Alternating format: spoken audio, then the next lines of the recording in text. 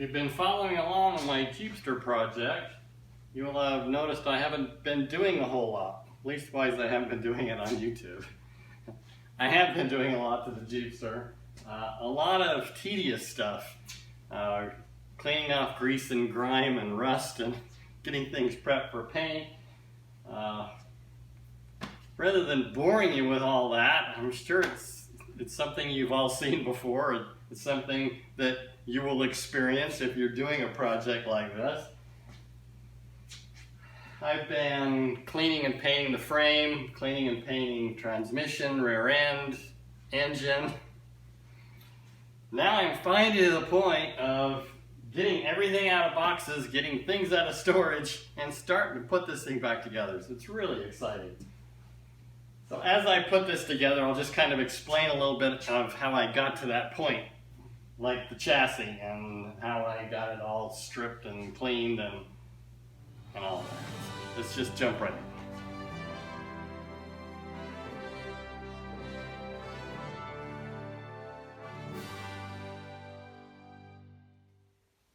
Now you can see what I have. Now that I've got things organized, I've got it on a clean floor. I've actually got on clean clothes for a change. I'm getting a little bit dirty, but it's to be expected when working with old cars. But at this point, everything is clean and shiny. So I need to put the rear end back in place. Right now it's just staged. I need to get all my bars out so that I can bolt everything up and get everything aligned again. Put in all my front suspension. I had a viewer that asked me about my stabilizer bar for the front, for the torsion bar. Dimensions, style, size, it came with the kit, so I'm not exactly sure, but definitely can get some dimensions for him and get some good images and description. So if anybody is looking for these types of parts and they're wanting to buy things separately, the kit was so nice and it was a really good price. That was Classic Performance Products. That's where I got that kit from. The rack and pinion, I went ahead and put in when I had the frame flipped upside down. What I did is, since you won't see the majority of the top of this frame, I painted all of the top side of the frame first, let it cure, flipped it over, and then I was able to do all the underneath side that really matters, which would be seen if it's up on a rack or somebody's working on it, or if I decide to sell this down the road and I want to be able to get some really good underneath undercarriage images to show the quality of the work. So with that being done, upside down, I went ahead and put this rack on. That rack is really difficult to get up in and get the wrenches on the two nuts that hold that all together and get it aligned exactly the way I wanted it. So that's really the only thing I've attached to this frame. Now everything else starts to go on. When I mocked up all of this rear end for the 4-link and I welded all the brackets and everything on, when I took it back apart to paint the frame, I went ahead and marked all of these so I didn't have to adjust them again. They'll probably need to be adjusted slightly once I get the front suspension on and then I figure out my actual wheelbase and get everything aligned. But at least this way, I know it was really, really close, and I'll just leave everything loose so that I can adjust it, just in case. So top right. Since these front ends of the bars don't need to be taken off when I'm adjusting it, I'll go ahead and button these all up and torque them down, and then this end I'll leave everything loose so that I can make adjustments just by turning this bar and rotating these ends.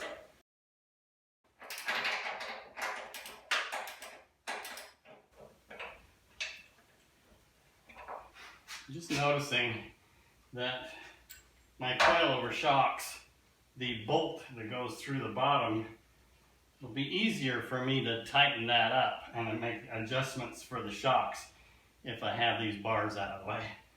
So I'm going to go ahead and drop that one back down. I didn't tighten it up yet. And get those bottom bolts tightened up. So with that in mind, I think I'll go ahead and hang the shocks too and get all of that tightened up.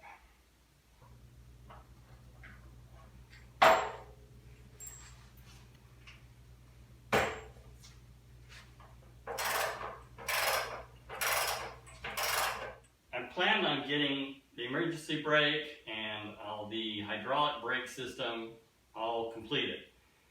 All I can do is mock it up at this point because I have to take all this brake system back out because I can't get my wheels and tires for this. So I have to take this brake system off and turn this into a roller with my old tires. Luckily I didn't sell them. I had planned on selling those, but I just had a feeling I was going to be needing them. So the old Willys wheels are the same bolt pattern as the Ford. So this is all set up for Ford. Fortunately, I can take all the brake system off and use the front hubs and this rear axle for my old wheels and tires. But it's coming along. Oh, and I mentioned earlier that I was going to describe what I did in order to get everything all prepped. I wire wheeled everything down, got rid of all the gunk and the loose rust and the loose paint. This frame is in very, very good condition. Being from the Northwest, it just had some minor surface rust and a lot of the original paint. So once I got all of that cleaned off, I used a cleaner, and I'll show you what I used, to get all the grease off and get it prepped for paint. So I used Aqua Clean. It's a KBS product. My last car I used, it's like a Pour 15. The KBS is the equivalent. It's a little less expensive. I used the Pour 15 on my Buick chassis. It goes on nice. It flows out nice. It's a good hard surface. But those types of products, they have a tendency to fade and kind of go with a chalky coating after a while. So I didn't really like that. And I used it on the underbelly of the car, and for some reason it didn't stick. And I talked to a couple of body shops that have used it, and on old dirty metal that you just clean up and use this cleaner, 415 sticks great. Especially if it's got a little bit of surface rust to bond to, and it seals fantastic. But on fresh metal, even with cleaning it and scuffing it, for some reason it flakes off. So on this one, I went back old school. I used a rust, let me grab it. I use this. It's a rust neutralizer. I just spray it on to the surface rust after you clean it up so nothing's scaly or loose, and it seals the rust and turns it black, and then just paint over it. So it really saves a lot of time. And then I just use rattle cans, just a good quality rattle can, semi-gloss black. You can use Eastwood's chassis black. It's a semi-gloss as well. So I'll take the brake system back off and get those tires on, and then I can drop this down on the ground until I get my correct tires and wheels. Just have to set the brake system aside for now, and then we'll move to the front end. One thing I haven't done in all my mock-ups is I haven't actually put the shocks in this. So this will be new.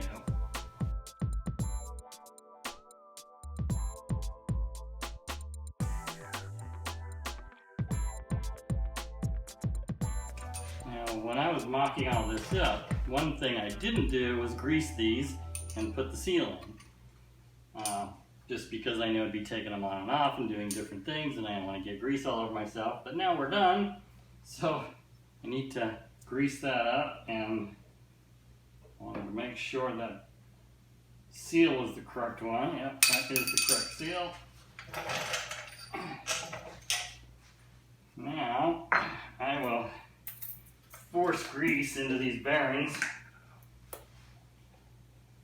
usually wear gloves when I do this, but my hands are so dirty today. Just gonna dig right in.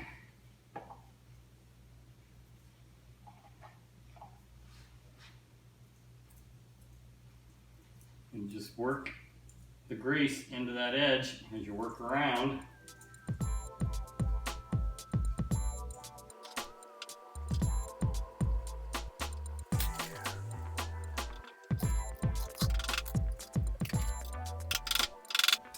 Well, that'll do for this side.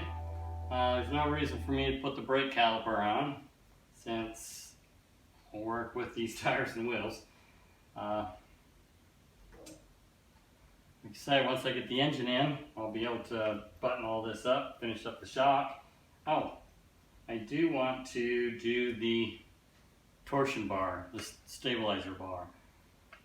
So I will get some dimensions off of that, and then I will try to show you. It's kind of hidden, and it's not the best design the way it hooks up to the end, but it works. So the stabilizer bar that came with this kit, you can see typical shape, aluminum blocks, polyurethane bushings. It has hind joints on each end. They didn't line up, and when I did finally get them to line up, they bound up. So what I ended up having to do was I ended up bending them a little bit, and that seems to work. But size-wise, I would say this is 3/4 of an inch diameter bar, and we're looking at roughly 40 inches overall with the hind joints. Bend-wise,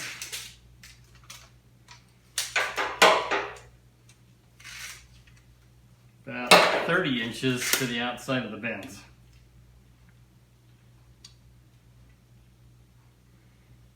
So hopefully that answers any questions that anybody might have had on that. And installation wise, these little blocks just bolt to the side of the cross member. I'm not real happy with the way it mounts either. It mounts underneath the lower control arms, and with the hind joints it hangs down a couple of inches. So it's really got some close ground clearance on each end.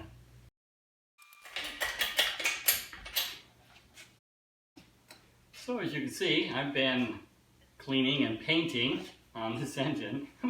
One thing that was really nice about buying this, it came out of basically a show car in somewhat show car quality.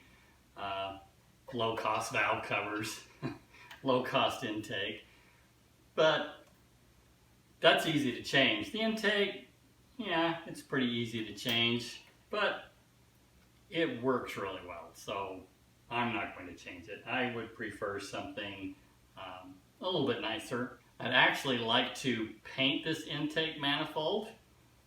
I've got different ideas of how I want this engine bay to look. As you can see, I changed the color of the block. The block was the Ford blue. Nothing against Ford blue other than the fact that it's going into a Willys. So I wanted to have more of a cast iron look, and so I used a metallic dark gray for the engine, and then I'll use black accents for all the rest of the parts, including the valve covers. I've found a fantastic set of valve covers that I'm excited to put on this. Same thing with the air cleaner. The carburetor is a dark gray, so it kind of ties all those things together. So I'm excited about this now. It's going into the frame, hopefully for the last time. And I also have the transmission all cleaned up. Like I say, since I bought this out of a pretty nice car and the engine does not have a whole lot of miles on it, the transmission, though, on the other hand, had been untouched. So it looked like the transmission was leaking fluid out of the front seal, and I know for sure it was leaking out of the back. The clutch was pretty soaked. Didn't get the clutch plate though, luckily. It was just where it was seeping out just in front of the throwout bearing, and it was spinning into all the mechanism and into the casing. So I put new seals in that transmission too, and while I was at it, I cleaned it all up and painted it to match. Let's get this thing into the frame.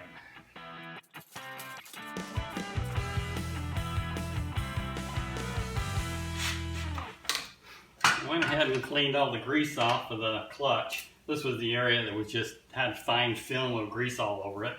Nothing on the surface, nothing on the actual disc, luckily. Because if they get saturated, you just toss them. You can't really clean it out. I mean, if it's got a little bit, you can get brake cleaner, but fortunately, it's almost new. So glad I don't have to do that. One thing I did notice, the bolts to bolt on the pressure plate, it was mismatched. Had a couple small low-grade bolts. Not good. I mean, we're talking about a clutch system here. There's a lot of pressure and a lot of stress. The springs, there's a lot of load on these, so whoever put that on was really foolish to put some low-grade bolts in there. Probably misplaced them, grabbed something, but I got the two that were missing, high-strength bolts, so that will be done correctly. You're putting your clutch in, you got to have a pilot in order to get this positioned exactly right. Most of you mechanics that have ever done clutches know that, but for those of you who don't, to get that positioned perfectly, I didn't have that tool one time. I used a handle from a broom. Makes it extremely difficult to line the transmission up, but these are like $6 or $7.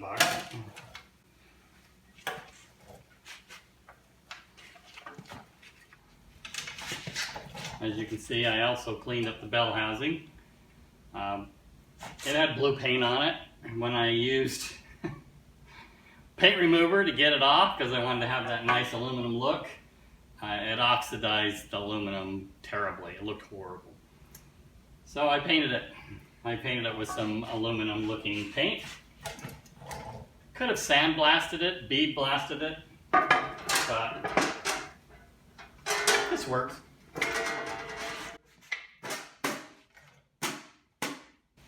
Another complete mismatch of bolts. Bolts that weren't quite long enough, bolts that are painted. So I'm going to round up the correct bolts for this bell housing, especially these long ones.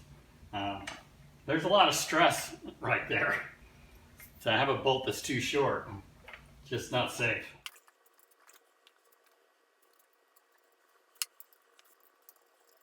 Don't force it.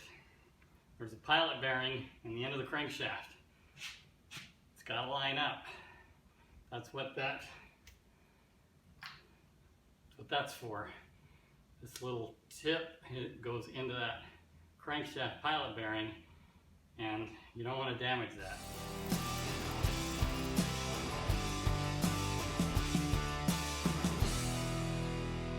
A little bit of a problem. The legs of my engine hoist won't go under my lower control arms because of the sway bar. Sway bar is about an inch too low. So I'm going to have to come in from the side of the frame. I'm going to have to put jack stands under the frame because as soon as this engine settles these front springs, I'm going to be sitting on the legs.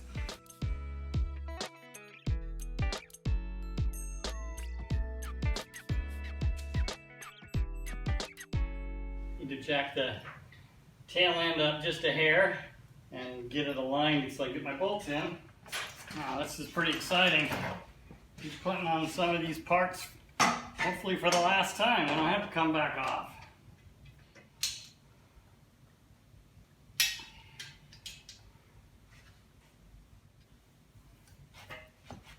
Pretty nice. Pretty exciting. All right, now that I have my beautiful coated headers in place, everything's mounted down. I mocked my exhaust back up again. The exhaust pipe that I bought is just raw steel. So I plan on, once I get everything cut and bent and welded together, then I'll just paint that black. My Flowmaster exhaust is stainless steel, so I'll be using a stainless steel clamp at that area, and I'm just going to leave these the raw stainless. This little connector here off of the end of the header, I need to drill a hole in this to put the flange, the bung, for the oxygen sensor.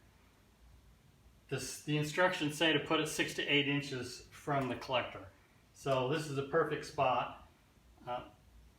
You can angle the oxygen sensor just as long as it doesn't go below 90 degrees. If it gets below 90 degrees, then you can get condensation and moisture in there and it can damage it. So you want it to be standing upwards. I need to get everything here so that I can make sure the oxygen sensor, what angle, where to drill my hole and where to weld that on.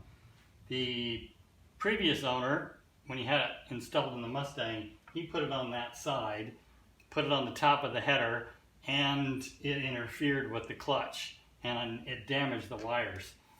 So I'll have to fix those wires where it's damaged, where it rubbed through. And then I don't see anything that can interfere on this side. The starter goes right here, but the starter wires and the wires to the sensor, everything should be perfect here. So there is that beautiful carburetor.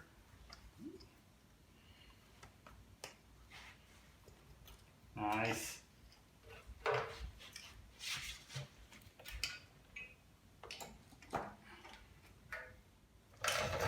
This is the controller programmer. But I'm not seeing the oxygen sensor. I thought it was in the box. So now I'm going to be on a search mission to find it. Well, here's the distributor and the coil and all the spark plug wires. And in the middle of that was your oxygen sensor. So I will sort through all this tangled mess, and I think I'll even get that distributor back installed. Well, this is really exciting. In fact, how about we take you on a little walk around here and you can see the whole thing up close and personal on all these areas of this chassis. I've got the drive line left to do and a little bit more exhaust. Set the alignment, and I'll do that in a future video. I'll take some time to actually go through caster, camber, and tow and setting all this up because I've had a few questions about it. So for now, let's just do a quick walk around. So here's the front suspension. You can see that link that's hanging down below. Not real excited about that, but that's how the stabilizer worked out for this particular brand. I've got the awesome Viking shocks with the coilover. Real excited about that. You can see the links, the lower control arms are parallel to the ground. That's the way it should be set up. So I've got my ride height where I want it. I used 2-inch lowering spindles, so that drops the front end down from the stock height. And then it will come down a couple inches more with the size of tire that I'm planning on using. This tire, I had mentioned in a previous video, they're 28 inches and I'm going to drop down to 24. So that'll get me 2 inches closer to the ground. The upper control arms, you can see those slots, that's how it's adjusted to get the caster and camber. Twist that upper control arm to set it one way, and the tire's leaning inwards a little bit at the top. It's also towed out a little bit, so that'll have to be adjusted. Like I say, I'll take you through that. But you can see the paint color I did on the block. The oil pan is just above that cross member.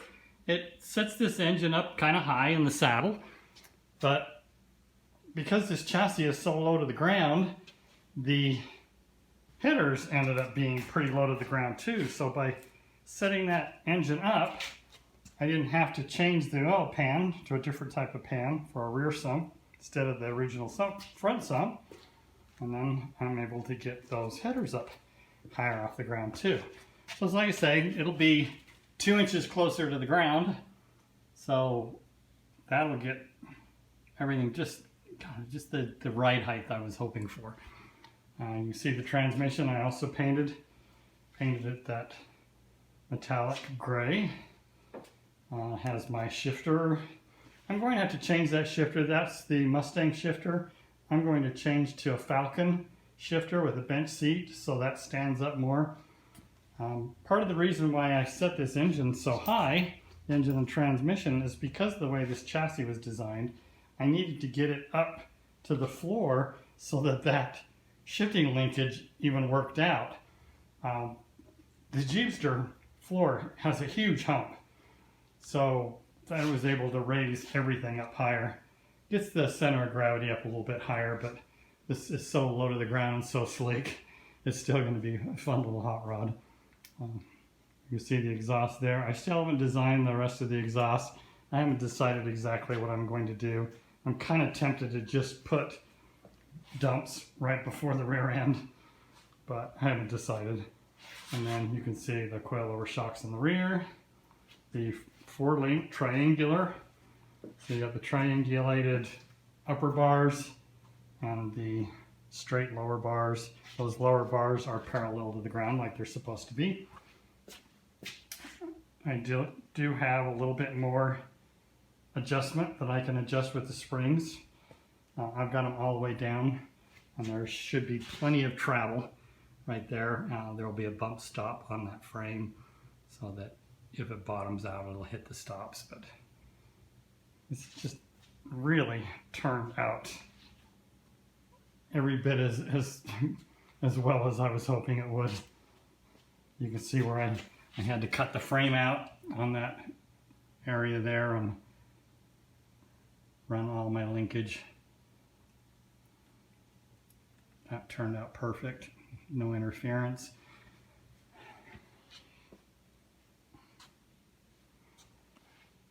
And I've got some fantastic valve covers that I'm really excited to put on. I'm hoping to paint those valve covers the same color as the body. I'm just not really sure yet. I'm still working on body color and on all those designs. I've just about got all this chassis finished. There was just a few hours left, and I can set this aside and start doing body work. I've got the fuel line to put in. I've got the brake lines to put in. I've got to make a new drive shaft. I'm going to use the Mustang drive shaft. Just needs to be shortened up. It's probably got to be shortened close to a foot, maybe even more. Finish up the exhaust. Yeah, it's almost finished. I really can't do anything to finalize the brakes until I get my correct tires and wheels. Finally got a hold of the manufacturer, and my wheels are still 2 months out. It's been 5 months already since I ordered them. Thanks for watching. If you like what I'm doing, please give me a like, leave me a comment. I'd love to hear from you. Thanks again. Goodbye for now.